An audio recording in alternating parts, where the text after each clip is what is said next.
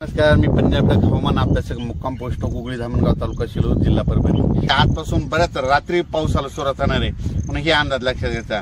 परत एक सर्वांना सांगू इच्छितो, कोकणात देखील मुसळधार पाऊस पडणार आहे म्हणून कोकण पट्टीच्या लोकांना देखील काळजी घ्यायची गरज आहे। त्याच्यानंतर सगळ्यात महत्त्वाचं म्हणजे मुंबईला ह्यामध्ये ह्या 4-5 दिवसात म्हणजे 14 ते 18च्या दरम्यान अतिवृष्टी होणार आहे, मुसळधार पाऊस पडणार आहे म्हणून त्याच्यानंतर सर्वांना शेतकऱ्यांना सांगू इच्छितो, राज्यामध्ये 14, 15, 16, 17, 18 पर्यंत पूर्व विदर्भ, पश्चिम विदर्भ, दक्षिण महाराष्ट्र, उत्तर महाराष्ट्र, कोकणपट्टी, खानदेश, मराठवाडा सगळ्या भागामध्ये दररोज 2-2 दिवस मुक्काम घेत पाऊस पडणार आहे म्हणून हा अंदाज लक्षात घ्यायचा।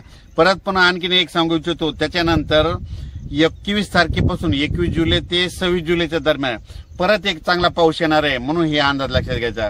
मागच्या अंदाजामध्ये सांगितलं होतं की राज्यामध्ये म्हणजे एक 16 तारखेला एक कमी दाबाचा पट्टा तयार होणार आहे आणि त्याच्यानंतर 19 तारखेच्या नंतर एक होणार आहे आणि हे दोन देखील कमी दाबाचे पट्टे झाल्याच्या नंतर ते महाराष्ट्रामधून जाणार आहे। आणि योगायोगाने तुम्हाला एक सांगतो, आता सध्या पंढरपूरची यात्रा आहे, आपण सातारा, सांगली, सोलापूर, कोल्हापूरमध्ये तिकडे देखील पडणार आहे। परभणी, नांदेड, बीड, जालना, संभाजीनगर, नगर जिल्ह्यात देखील चांगलं खूप पडणार आहे।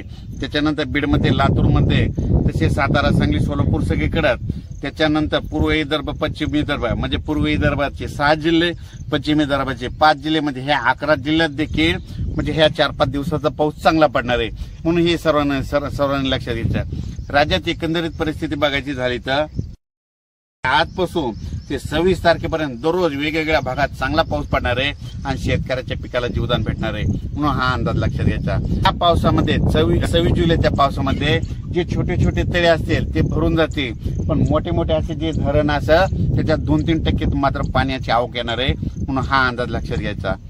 परत सर्व शेतकऱ्याला सांगू इच्छितो की काय होईल, पाऊस पडल्याच्या नंतर ओढ्या नाल्याला पाणी येईल, पुलाव पाणी येईल आणि आपले शेतकरी काय करतात की ते पूल ओलांडून जातात। माझी विनंती आहे की पुलाच्या फशीवर पाणी आल्यास पुढे जाऊ नका म्हणून ही सर्वांना कळकळीची विनंती।